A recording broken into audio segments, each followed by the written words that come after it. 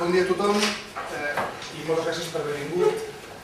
Avui fa 16 anys que el rectorat de la UB va sancionar oficialment l'existència del CUSC i avui encetem la setmana que serà seguint la porta de l'acadèmic, doncs s'arriba, comença la porta de l'acadèmic, s'acaba. Hi ha lloc aquí al davant.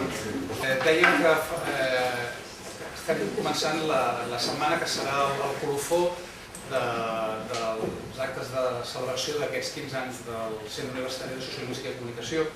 El centre, el CUSC, que ha passat per etapes diferents i amb noms una mica diferents, és un centre des del primer moment el que ha intentat és servir de paraigua per aixoplugar gent de departaments diferents, de facultats diferents, diverses, que els que ja treballeu en recerca sabeu que la Universitat Catalana i Espanyola té una gran força a l'hora d'encabir la gent a dins dels seus departaments i fer que siguin treballadors de departament, i les disciplines que són interdepartamentals per definició, com la sociolingüística, la política lingüística i la comunicació ja en general tenen un problema, és que són marginals a tot arreu.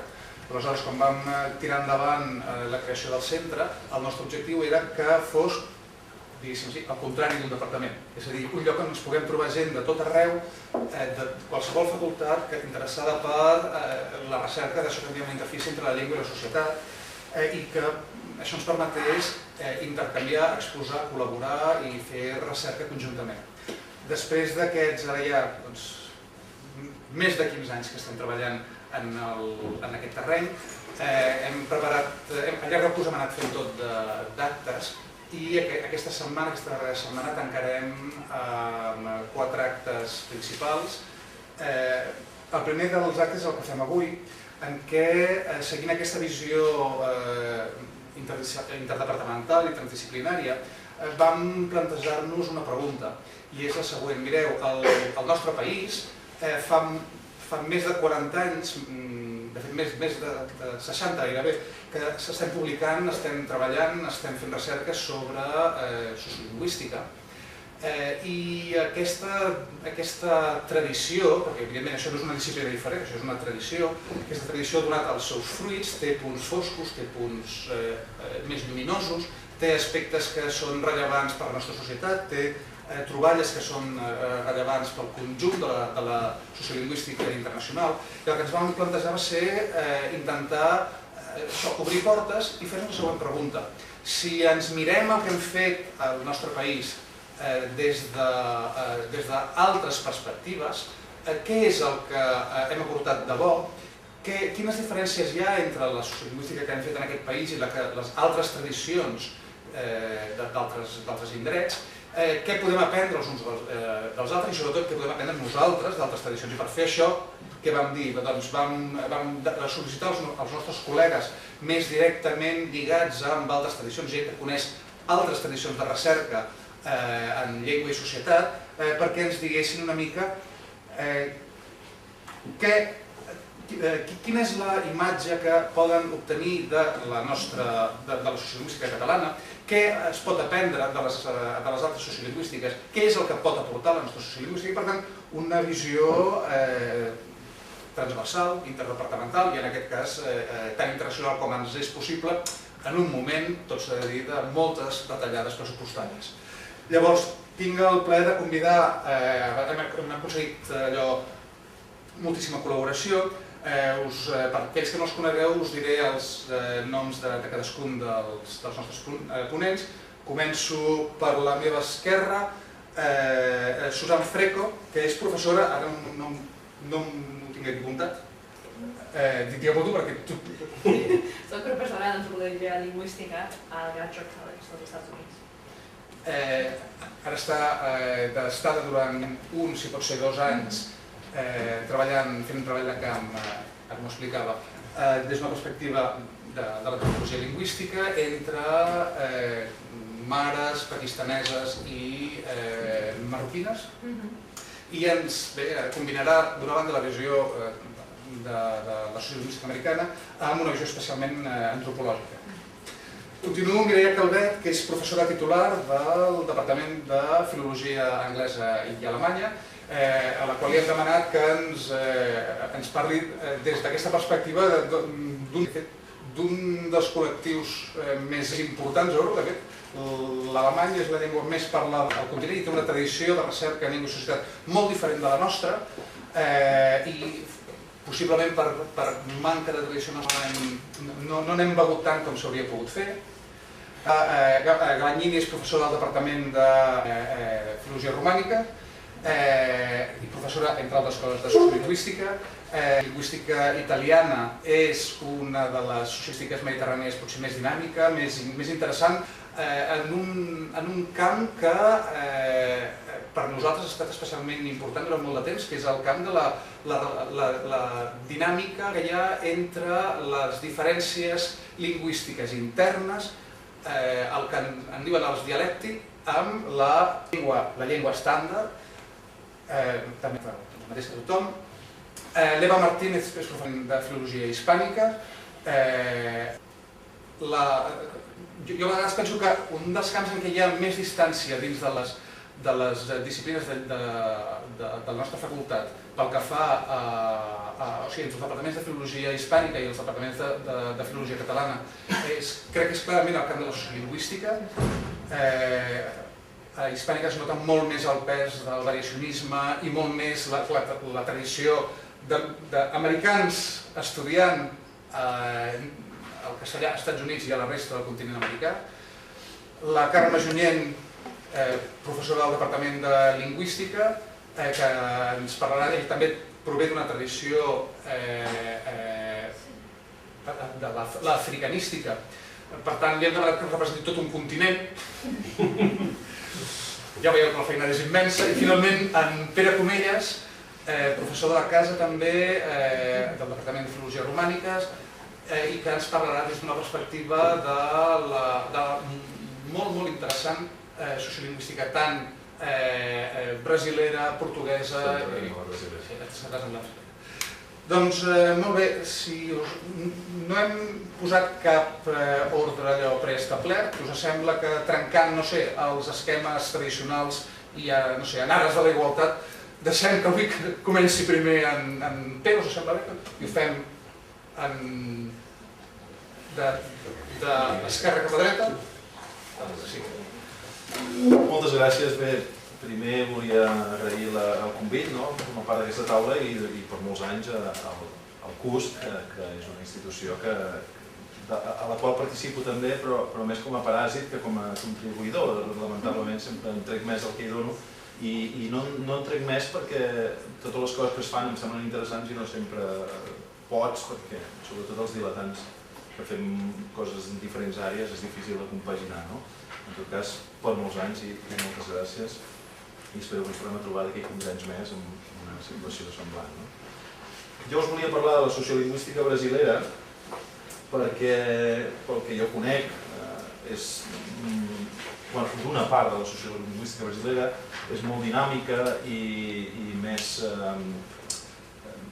interessant des del meu punt de vista per moltes raons, que potser la portuguesa, que tampoc no la conec gaire i que no és una disciplina que hagi tingut a Portugal tampoc un gran conreu. En canvi al Brasil i recentment sí que hi ha tot un conjunt d'acadèmics arreu del país que plantegen qüestions relacionades amb aquesta interfície llengua-societat des de diferents perspectives, no necessàriament venint de la tradició més pròpiament sociolingüística, també de l'anàlisi del discurs, de la crítica d'ideologies, de l'antropologia, etc. Però que, hem de ser breus, parteix de dues qüestions. El Brasil és una societat extremament desigual, amb una distribució de renda extremament desigual, i la llengua és un dels índexs o dels instruments o de les formes de perpetuar aquesta desigualtat, de marcar-la i per tant es fa servir també com a un aparell simbòlic opressiu. I el segon punt de partida d'aquesta sociolingüística és la sociolingüística ha de treballar contra aquesta discriminació i des dels instruments de la llengua i la societat combatre-la i contribuir a una societat més igualitària i per tant criticar o desmuntar tota una sèrie de mecanismes ideològics, etc., que a través de la llengua legitimen i fan possible o impulsen aquesta divisió social tan estricta. Una cosa que crec que tenim en comú amb els brasilers és la militància. És clarament una sociolingüística o una sociologia del llenguatge o una antropologia lingüística o una anàlisi del discurs militant. Té uns objectius explícits. Jo crec que en són totes, però potser no sempre s'expliciten tant. I diguem que sorgeix d'una inquietud i d'una situació molt concreta, no es construeix a partir d'inquietuds personals, què sé jo, d'investigació més o menys deslligada de la vida social. Aquí igual, la sociolingüística catalana sempre ha tingut un marcat caràcter militant, o com a mínim no sorgeix del no-res, sinó d'una determinada situació que motiva que sigui un camp prou interessant o que ha suscitat molt interès a Catalunya. Què ens allunya? Una cosa molt important i molt tonta, el sistema extremadament radial de l'acadèmia. Tothom llegeix a l'anglès i la pròpia tradició i res més. Aleshores, el que és difícil és posar en contacte aquesta circumferència. Llavors, qui llegeix en portuguès podem llegir en anglès, una llengua tan fàcil com l'anglès. En fi, total, que jo crec que hi ha molt poca comunicació mútua per la simple raó, no perquè hi manquin interessos mutus o coses que podrien enriquir-los mútuament, sinó perquè si no arriba algú que estigui en anglès de la sociolingüística brasilera no ens arribarà. D'altra banda, també la motivació essencial de la seva militància és molt diferent de la nostra. Nosaltres podríem dir que som culturalistes, per dir-ho així, i ells són socialistes, no en el sentit, que també moltes vegades, però no en el sentit polític del terme, sinó la seva preocupació és la llengua com a discriminador social i la nostra preocupació és la supervivència com a comunitat lingüística i cultural, que és força diferent en aquest sentit. El Brasil, de fet, es podria, jo crec, beneficiar de la nostra tradició, sobretot en l'àmbit potser del multilingüisme. El Brasil és un país que té una autoconsciència molt monolingüe i molt falsa, com sol passar, i de fet hi ha una enorme quantitat de llengües ameríndies amb molt pocs parlants, són comunitats lingüístiques que s'han vist reduïdes molt, i també hi ha forces llengües de la immigració, que al llarg del segle XX sobretot han patit vicissituds que les han minvat però que continuen vives, com pot ser. Per exemple, hi ha una comunitat de plat d'oig a Brasil, directament hereva dels parlants de plat d'oig que van emigrar allà a principis del segle o finals del XIX, i que naturalment és un plat d'oig que no és igual que el plat d'oig europeu i que potser és més viu en aquestes comunitats que en molts llocs on el plat era la llengua habitual. Igualment en venecià o en altres. Per exemple, una cosa interessant és els híbrids que s'han creat de diferents contactes entre parlants d'italià, però no d'italià estàndard, naturalment, perquè eren parlants també sobretot de venecià o de llengües del sud. Tot això també conforma una situació molt interessant i que potser aquí sí que podríem... D'altra banda, la qüestió més social, ells tenen una variació social potser més important que la regional, també per raons òbvies, el portuguès al Brasil és una llengua colonial i per tant té unes condicions de difusió que no afavorien la diversitat, tot i que naturalment té una diversitat regional enorme perquè és molt gran, però les marques més importants són socials i en aquest sentit potser sí que és una altra tradició. Per tant, els sociolingüistes brasilers estudien tant històricament, diacrònicament com sincrònicament aquests mecanismes de consolidació d'un estàndard que és una norma, ells diuen l'estàndard brasiler no és una varietat lingüística, és una norma perquè és tan extremament artificial i ve d'un territori fins i tot tan allunyat com és Portugal, i s'ha intentat mantenir com a norma uns usos que mai han sigut realment massius o no han tingut mai diguem que l'estàndard brasiler és menys llengua materna que altres estàndards que ho han arribat a ser. Doncs ells estudien aquesta distància i com les ideologies lingüístiques d'aquest estàndard, aquest estandardisme heredat de l'època de la colònia ja, doncs això marquen moltíssim les capes socials que no s'hi ajusten. És curiós perquè la diferència entre norma estàndard i norma culta o varietat culta, que això sí que seria una varietat, ja la marquen, és a dir, la gent, hi ha un projecte de molts anys enrere que va fer una base de dades enorme de 5 ciutats brasileres a partir només de persones que tenien estudis universitaris, que són una minoria al Brasil, però que es considerava que podia ser, com si diguéssim, la proposta d'estàndard més real, més apropat al que realment parla el brasiler. I hi ha una distància considerable entre el que parlen els brasilers llicenciats i universitaris i el que diu l'escola que haurien de parlar.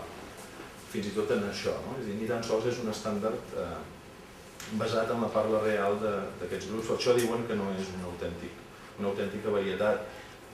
Últimament, els últims anys, la cosa s'ha radicalitzat perquè la ideologia tradicional estandardista que considera que l'estàndard és l'única llengua que pot tenir aquesta etiqueta i que a més tot el que se'n va d'aquesta llengua és corrupte, és incorrecte, etc. és molt forta, també molt forta per la situació social.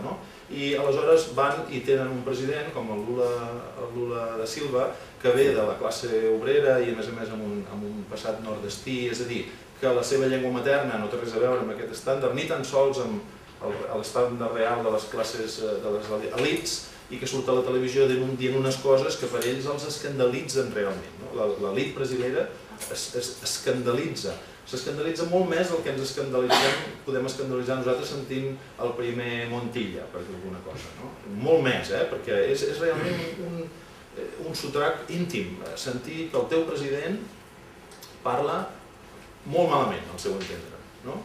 De fet, el president parla una varietat lingüística brasilera molt estesa en les capes no gaire escolaritzades i que presenta fenòmens de variació i de canvi que són ben inherents al brasiler, que no tenen res a veure ni amb influència externa, ni amb interferències, ni res d'això. Senzillament el brasiler és així, però és vist per les elits com a molt escandalós. I aleshores el treball d'aquests sociolingüistes de desmuntar aquesta mena d'ideologies, de fer-les evidents i tal, doncs s'ha accentuat encara més. Us he passat uns exemplaris de diferents cites perquè espero despertar la curiositat per la sociolingüística brasilera, però ara a la segona pàgina us volia marcar quina mena d'arguments utilitzen els sociolingüistes, que són molt didàctics, això també és interessant, perquè com que tenen una vocació d'incidència social molt clara, pretenen fer entendre a la gent els problemes. Per exemple, diuen el Lula i les capes socials poc escolaritzades, i de fet també la classe mitjana en bona mesura, està reduint les marques de plural en els sintagmes, de manera que es tendeix a només marcar el determinant que hi ha més a l'esquerra, en tots els casos, sigui quin sigui. En comptes de dir els llibres, diuen els llibres. És a dir, que la resta de sintagma a la dreta del determinant perd les marques de plural. Això és molt comú a moltes llengües del món, i al Lula li critiquen molt i diuen és que no sap fer les regències. Un lingüista deia el burro és el periodista que diu que no sap fer les regències perquè és un problema de concordància i no de regència. Però bé, és igual, és molt fàcil, hi ha aquesta ideologia del purisme que troba que dir això, ús libro per la televisió és monumental. Aleshores, què fan? Posen exemples com el que teniu al 6, que és que el francès ha fet el mateix. L'ortografia francesa ja estava fixada i naturalment no es reflecteix en l'escrit, però en el parlat el francès fa exactament el mateix, només marca el plural en el determinant més a l'esquerra del sintagma. I en canvi ningú diria que un francès no sap parlar, o és un ignorant, o és un corrupte. Pel que fa a paradigmes verbals, el comparen amb l'anglès, que també és molt pobre, perquè el paradigma verbal portuguès té quatre formes ara mateix. La més pròxima a Portugal, que és molt artificial, a la més popular, que arriba a tenir 2 formes verbals només en cada joc de persones, que de fet són 4. Bé, tot això eren exemples. També teniu a 8 un exemple que es va fer molt famós perquè Lula deia menes, és a dir, l'adverbi menys el convertia en un adjectiu, no? I això també va ser, bueno, se'n van enriure. Era curiós perquè les campanyes electorals dedicaven més temps a insultar el president per com parlava que no pas pel que deia, no? Això també sol passar. Bé, hi ha altres exemples aquí. De quina manera ens pot enriquir o ens pot fer plantejar coses que normalment no ens plantegem?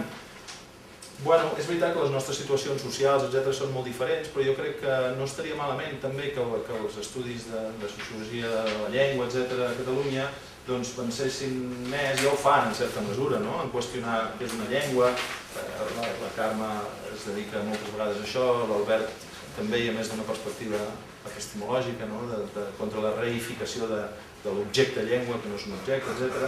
Però són coses que a mi m'agradaria que s'insistís més, i sobretot jo crec també que ens podrien ajudar, tampoc és que tinguin solucions, però ens podrien ajudar a plantejar-nos la planificació lingüística d'una manera menys estandardista. És a dir, en el fons, a Catalunya tenim sempre projectes de planificació lingüística favorables a les llengües, diguem-ne, oprimides o marginades o arraconades, o digueu-li com vulgueu, però que copien molt els models dels opressors, marginadors, etc. És normal, costa d'imaginar-se una altra manera de fer les coses quan aquest model té molt èxit, no? Només cal veure França com ha anat arraconant les seves llengües, etc., amb un poderós aparell ideològic i etc., estandardista, i per tant dius, si ells els hi ha anat tan bé, doncs ens pot anar bé els catalans, però en teoria, com a víctimes d'aquest sistema, no ens hauria de... Estaria bé trobar una altra manera, i potser els brasilers ens hi podrien ajudar, no? I finalment també jo crec que també potser ens podrien ajudar en l'àmbit pedagògic, com acceptar més la variació en les escoles, com sense renunciar, si voleu, a ensenyar un estàndard, assumir que el català té una variació interna, que a més està també amenaçada, i com garantir-ne la continuïtat sense sacrificar tampoc el que normalment es considera un estàndard enforteix la llengua. És a dir, una mica aquestes propostes antiestandardistes i potser ens podrien ajudar a no escandalitzar-nos tant davant de determinades formes lingüístiques. Gràcies. Bé, bon dia. Gràcies per haver vingut. Gràcies al curs per haver-me convidat. A més, com que s'havia aclarit que vinc com a africanista, no ho sabia fins que ell ho ha dit. Era per posar una etiqueta a cadascú. No, però hi havia etiquetes i jo fins aquest matí m'he estat preguntant per què venia jo aquí. En tot cas, clar, jo vaig pensar però què puc aportar perquè no soc sociolingüista i vaig orientar-ho més cap a la qüestió dels processos de substitució, que això sí que m'interessa i naturalment, clar, des de la perspectiva o des de la tradició de l'africanística, però així en general a l'Àfrica és on moren les llengües i que potser allà podem aprendre alguna cosa. El que a mi sí que em passa i m'ha passat sempre és que el fet d'estar en contacte amb processos molt diferents com a mínim sempre m'ha fet qüestionar bastant no tant l'aspecte de la recerca de la sociolingüística aquí, sinó els tòpics dels que vivim. Després us en posaré un exemple concret i prou recent, però vull dir que hi ha tota una mitologia associada a la sociolingüística catalana, per dir-ho així, que a més s'ensenya a les escoles. Jo fa molts anys que li sentia a l'Albert que el concepte de diglòssia és tan polisèmic que ja és inútil, però si preguntes a tots els que venen, tots han estudiat el batxillerat el que és la diglòssia i que estem en una situació diglòssica. Vull dir que hi ha una gran dissociació entre el que pugui ser la recerca i el que passa al món i que tenim moltes fixacions. Aleshores, coses que jo he anat pensant que es podrien qüestionar d'aquest model que suposem que funciona, doncs una, per exemple, és la necessitat de que la llengua sigui a l'ensenyament. Dic necessitat, no dic que no sigui positiu, etc. El que passa que és un camp en el que ens hem centrat tant i ens ha fet perdre tanta energia que si mirem els resultats no sé si ho haguéssim plantejat d'una altra manera no ens hauria anat més bé, no ho sé. En tot cas, hi ha molts casos descrits al món en què justament la introducció de la llengua a l'ensenyament ha fet que la llengua passi a ser amenaçada justament perquè les famílies pensen que, com que ja se n'ocupen a l'escola, no cal que ens n'ocupem nosaltres i així s'interromp la transmissió intergeneracional. Vull dir que aquesta és una de les coses que potser no cal ser tan monolítica en el plantejament. Una altra és l'oficialitat de la llengua, el mateix concepte de llengua oficial o què ha de significar ser una llengua oficial. Fa pocs dies teníem aquí el Juan Carlos Moreno i deia que el castellà no li calia ser oficial. Jo diria que el català no li serveix de res. De fet, clar, com que ara, vaja, en els últims anys, en els últims 20 anys, s'ha despertat la preocupació per la mort de les llengües, doncs una de les mesures que s'han pres arreu del món és donar estatus d'oficialitat a les llengües que se suposaven amenaçades. A Colòmbia totes les llengües ameríndies són oficials, a Sud-àfrica ara n'hi ha 11 d'oficials, i a part de l'anglès i l'africans n'hi ha 9 de bantu, etc. Això passa arreu del món. Perquè se suposava això que l'oficialitat garantia alguna cosa. Si mirem fa uns 30 anys, les llengües que tenien un estatus que eren reconegudes per l'Estat arreu del món, no crec que arribessin a les 100, i crec que si dic 60 o 70 encara estic exagerant. Ara segurament n'hi ha més de 1.000, però els processos de substitució segueixen i això no ha canviat res. Per tant, aquest em sembla que és un altre dels conceptes que valdria la pena, com a mínim, que ens plantegéssim. Una altra idea, que això, vaja, no sé si ha canviat molt, però és aquesta idea de que les comunitats, si són més homogènies, resisteixen millor i això, de fet, els processos de substitució mostren que realment les comunitats més homogènies, més bunkeritzades, són les més vulnerables quan hi entra una llengua invasora, mentre que en societats molt multilingües resisteixen molt més, sigui per les pautes, pels comportaments lingüístics, pel que sigui, però això es detecta fàcilment. De fet, quan nosaltres ens vam plantejar fer l'inventari de les llengües que es parlen a Catalunya, també teníem aquesta idea al cap, és a dir, mostrar que Catalunya no és una comunitat bilingüe, que és una idea nefasta pel que fa a la supervivència del català, sinó que som una comunitat multilingüe. I, clar, això podria ser una declaració de principis, però ens semblava que amb l'inventari de les llengües es veia clarament que aquí es parlen moltes llengües i després, si les hem de tractar com a patrimoni o no, ja és una altra cosa que es pot discutir. Una altra idea que fa qüestionar veure altres situacions és que el nombre de parlants no és tan rellevant a l'hora de la preservació d'una llengua. El més important és preservar les xarxes de comunicació i fer possible que les llengües s'usin. Quan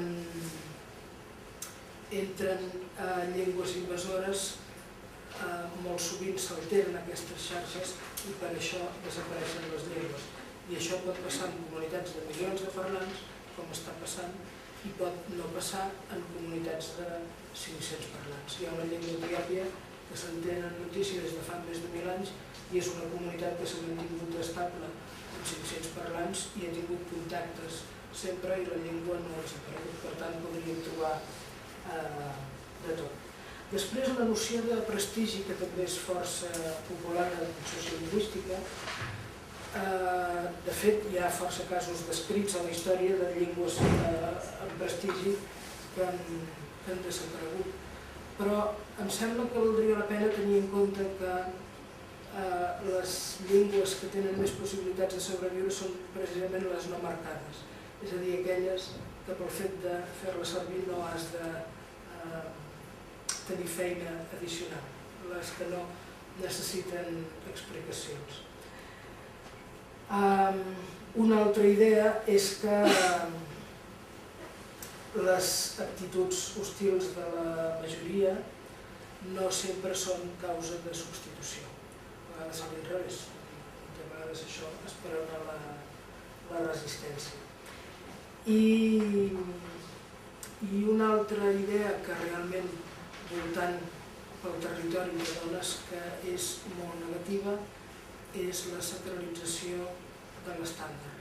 És a dir, el fet que a tantes escoles s'estigui corregint el que no deixa de ser una varietat dialectal, ja dic al marge de la recerca, el que passa en la vida quotidiana, doncs això em sembla molt destructiu. Aleshores, pel que fa a la sociolingüística catalana,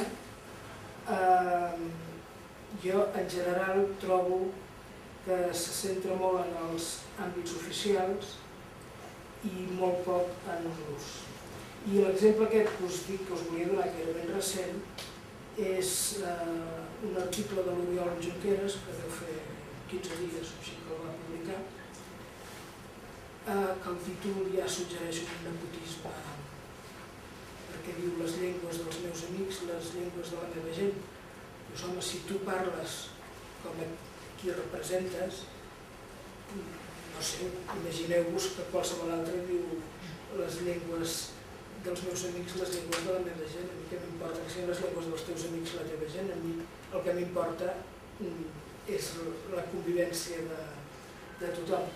Però és aquesta obsessió per l'oficialitat, vull dir, que em sembla que és una d'aquestes persones que ha mamat aquella sociolingüística dels anys 60 on hi havia uns objectius que segurament ara ja no, vaja, o no han de ser els mateixos i no ha canviat en absolut i a més, el que em sembla més perillós és justament que ignora tota la diversitat que hi ha a Catalunya. És a dir, si tu et planteges fer dues llengües oficials i una perquè és la llengua dels teus amics, doncs per què no fer oficials les llengües dels meus amics, que parlen moltes llengües diferents.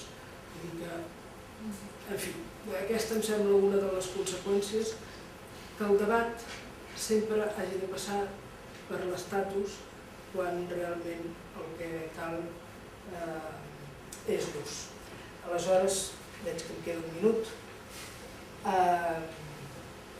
Propostes de recerca.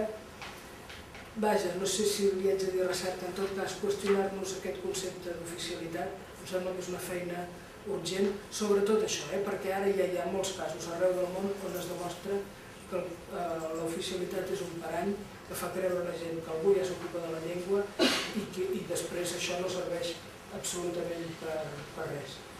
Després, que el que cal promoure realment és l'ús i la transmissió i com a qüestió per la recerca em sembla que ara és molt urgent i de fet el PUSC ho està fent, però quins efectes té la transmissió de les llengües al·lòctones.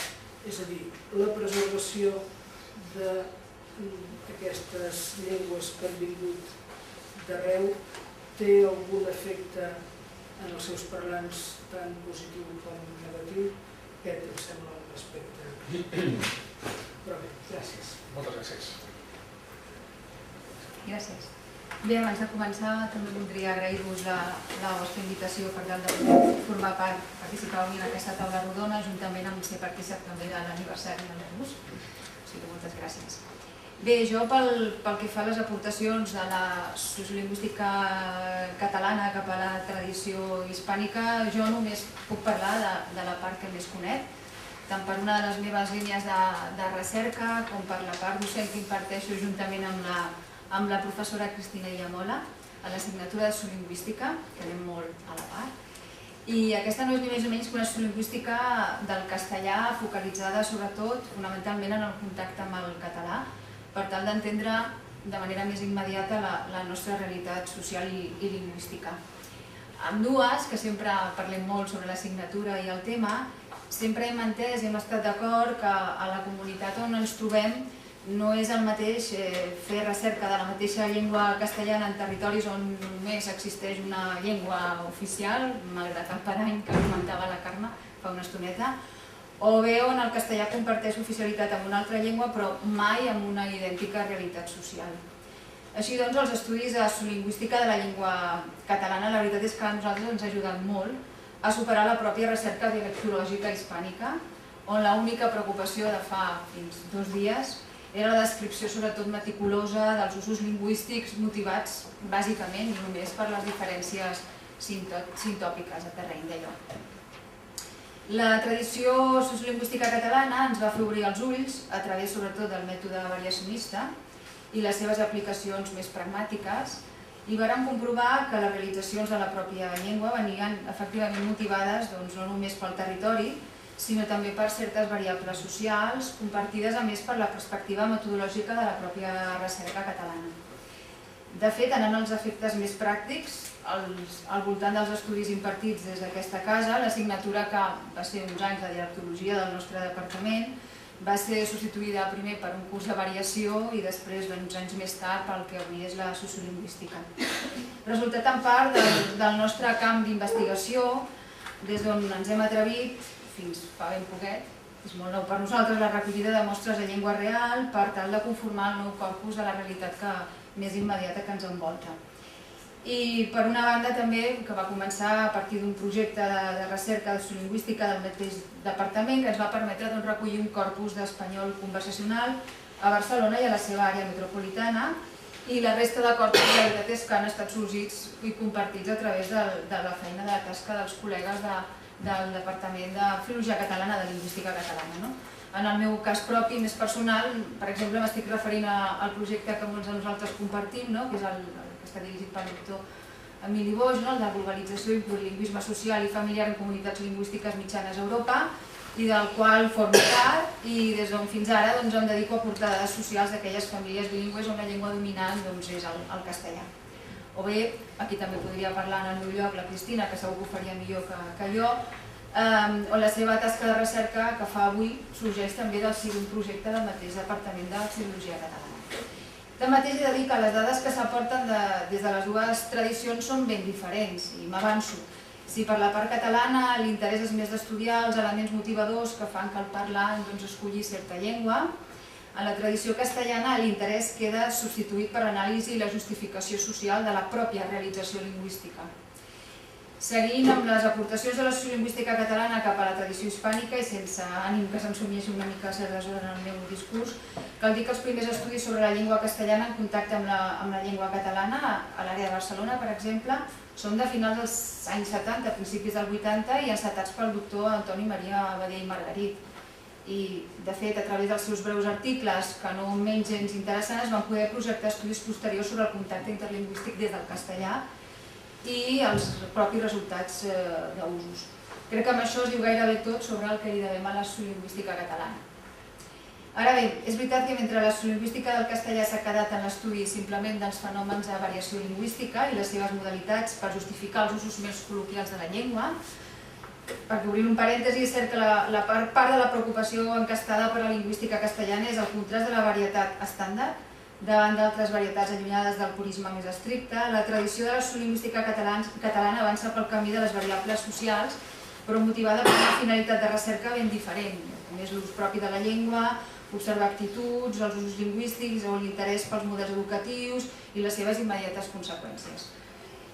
Val a dir que aquesta realitat ens remet a algunes línies de recerca que jo no domino i de fet que en el meu departament està molt dividit per grups de recerca diferents, que estaríem pensant en l'espanyol d'Amèrica, on s'estudien, on hi ha més línies de recerca en comú de les vostres, del vostre departament, que no pas del que la Cristina o jo, que som les úniques que ens dediquem a això dintre del nostre departament.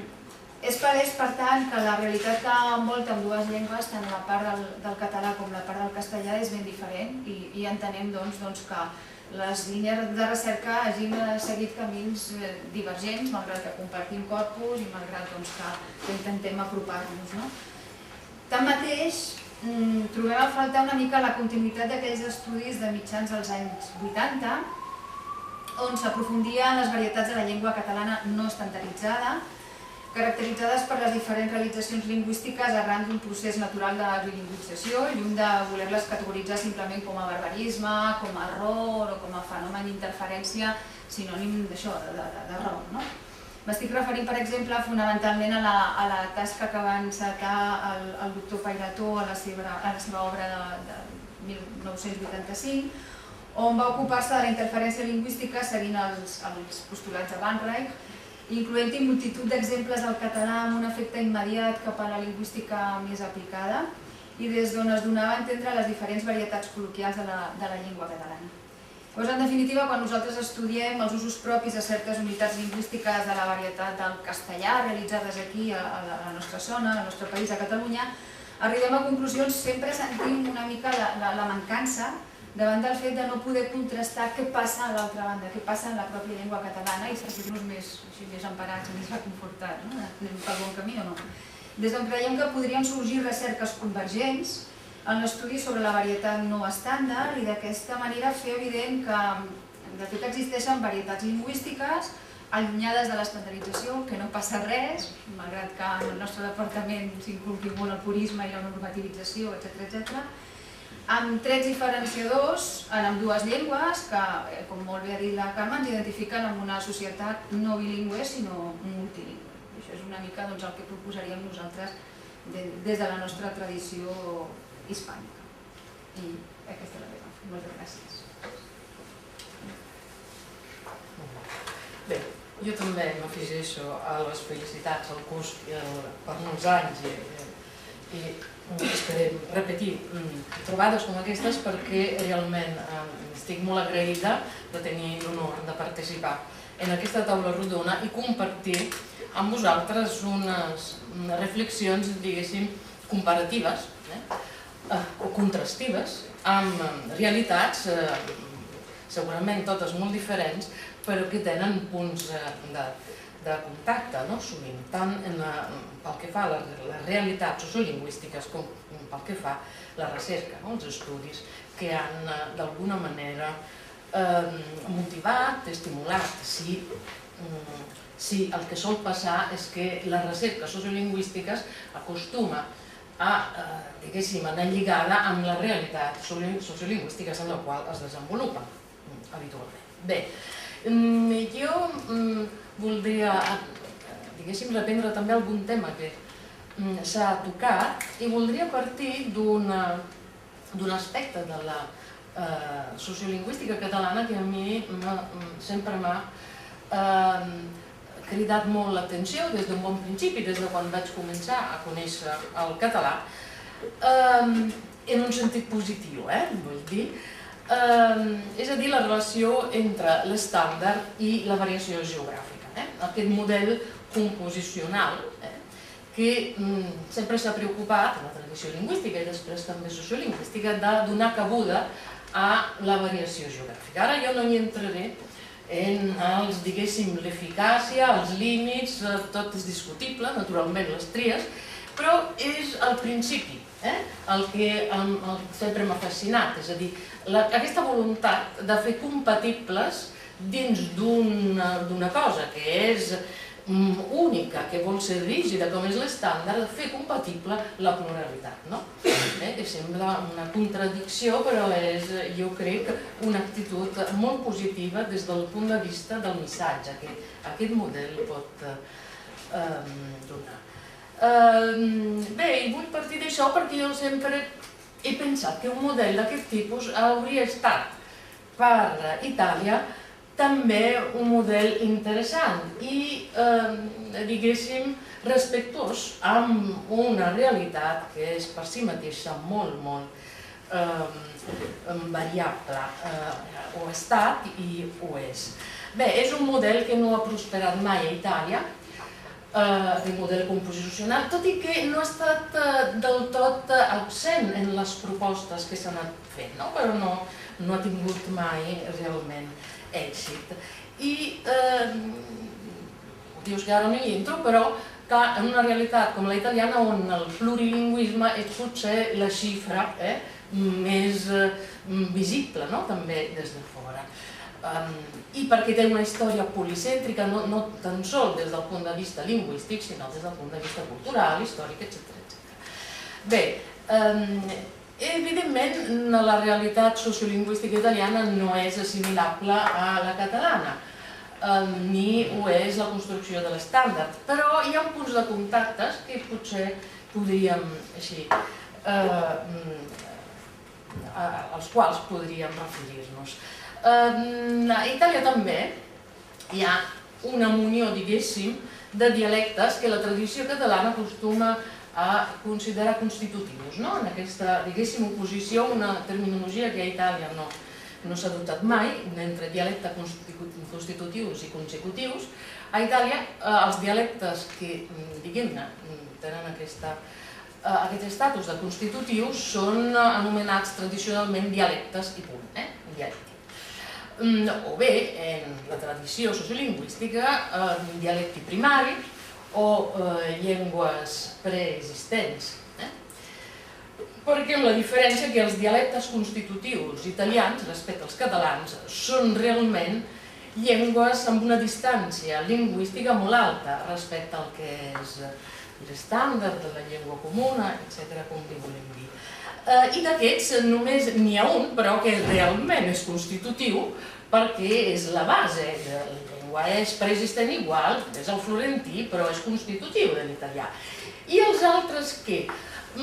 Clar, seria potser exagerat dir-los, anomenar-los constitutius, però sí que ho han estat en mesura molt inferior, però de fet també hi han participat una mica. Bé, per una banda, per tant, hi ha aquesta realitat que és molt, molt plural, en termes quantitatius i de varietats, etc. I per l'altra hi ha també els dialectes consecutius, que en la tradició lingüística italiana s'anomenen, ja no dialectes, per diferenciar-los dels altres, sinó que s'anomenen italià regional o italians regionals, rectificacions després posteriors. Bé, l'italià regional és, podríem dir-ne, l'italià real. És realment l'italià que es parla a Itàlia. I és l'italià que s'ha anat parlant en els últims 150 anys. Abans l'italià era una llengua escrita. Bé, el problema quin és? Que com que l'italià regional és una realitat nascuda com a realitat parlada, doncs no ha tingut mai un prestigi real en...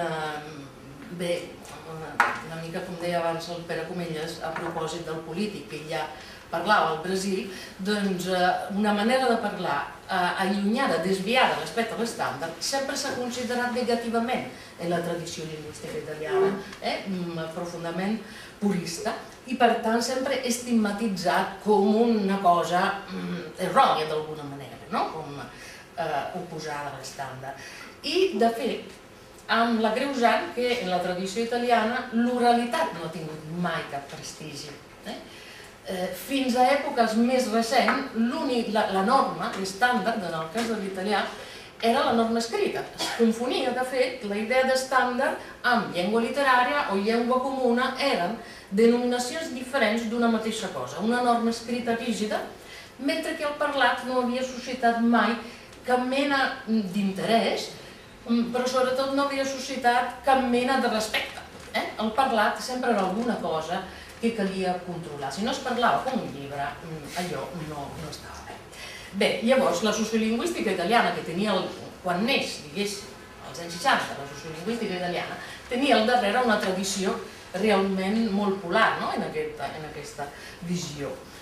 I llavors la primera cosa que s'ha preocupat de fer és, d'alguna manera, rescatar aquesta varietat del parlat, rehabilitar socialment les varietats d'italià regional, en primer lloc, com a varietats interferides, com a varietats plenes d'interferències, però que calia acceptar com a tal. I això ho va fer, al principi dels anys 60, en Tullio de Mauro. I al principi, quan ho va fer, es va rebre moltes crítiques molt fortes i fins i tot el van cridar capítols ambaixadors, perquè feia conferències on defensava això. Bé, la cosa és que el camí de la sociolingüística italiana ha anat seguint, diguéssim, aquesta pauta cap a una legitimació, diguéssim, de les varietats, d'aquesta variació que és geogràfica, en primer lloc, però que és també social, perquè en el cas italià la variació social està, diguéssim, lligada inevitablement també amb la variació geogràfica. Per tant, la sociolingüística italiana s'ha preocupat bàsicament de rehabilitar el parlat i de, per tant, legitimar la variació com a realitat normal, social. I ha arribat a considerar avui en dia l'estàndard com una hipòtesi abstracta, no com una realitat en la qual a Itàlia només un 1% es calculava. Fa uns anys només un 1% de la població realment, és a dir, els actors de l'escola d'edició i els locutors, és a dir, un italià no espontani. Només l'italià no espontani pot ser estàndard. Tota la resta, en canvi, és necessàriament una varietat marcada en sentit geogràfic o geogràfic i social. Bé,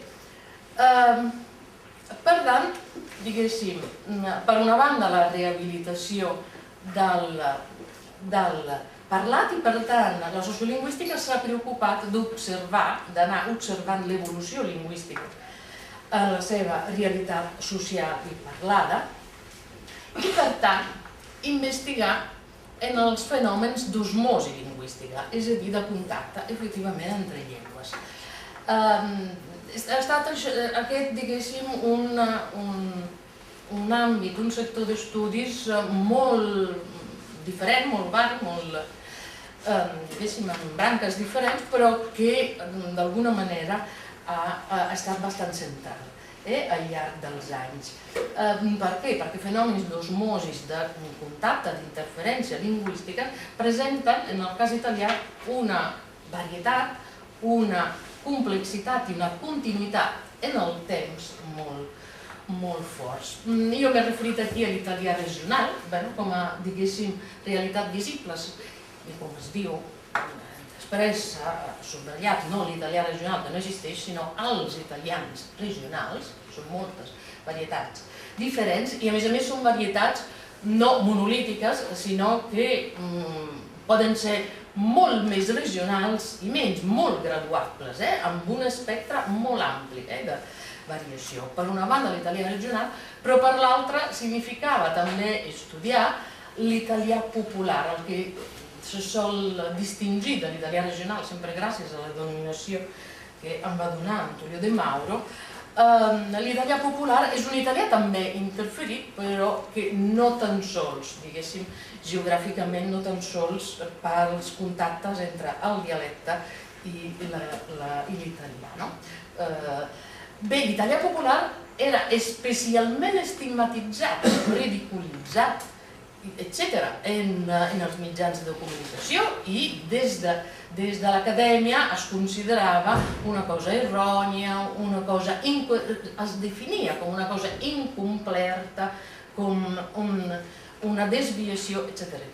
I la primera vegada que Antonio de Mauro el va definir, va subratllar, atenció, això no és una aberració lingüística, sinó que és l'esforç d'una persona per comunicar-se. És a dir, que al rehabilitar la variació social i geogràfica alhora significava, bàsicament,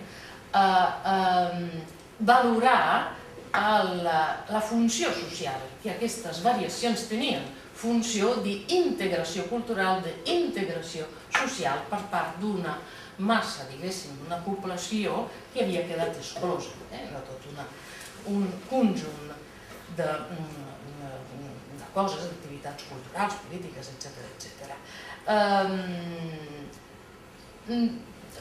Per tant, diguéssim, en aquest sentit, aquesta valoració és una reivindicació que parteix de la relació entre persones i llengua, en primer lloc. La llengua com a oportunitat de les persones per viure socialment, per participar en la cultura, en la vida social, política, etc. I per tant, per evitar emarginacions de tota mena. I aquesta valoració, jo voldria aquí recordar, per exemple, l'actitud que tenia Joan Solà, per exemple, davant d'aquests fenòmens, que una mica en la direcció, en aquesta mateixa direcció. Bé, tot això, diguéssim, ha succeït en períodes diferents, repeteixo, des dels anys 60, però la cosa ha continuat i en les últimes dècades aquesta preocupació per, atenció, la variació, les varietats, diguéssim, interferides afectaven l'italià, però afectaven també els dialectes. Això significava assumir no tan sols que l'italià no existia com a norma pura, i existia, diguéssim, un italià interferit i punt, sinó significava acceptar que també els dialectes no es podia pretendre conservar-los tal quals. Els dialectes també s'havia d'acceptar tal com han quedat, fortament, diguéssim, italianitzats, molt interferits tots, amb un procés que va començar des de principis del segle passat, del segle XX, i que ha anat, diguéssim, ha anat cada cop més ràpid en les últimes dècades, evidentment, a partir dels anys 60, quan l'alarma era s'està morint els dialectes. I totes les, diguéssim, les prognosis, diguéssim, sociolingüístiques sobre els dialectes, de fet, sempre han fracassat. Totes. Als anys 60 es deia que estaven a punt de morir-se i, de fet, no s'ha mort. Fins i tot a principis dels anys 90, 92, 93, Gaetano Berruto, en una conferència, va pronosticar la mort dels dialectes a Itàlia el 2030.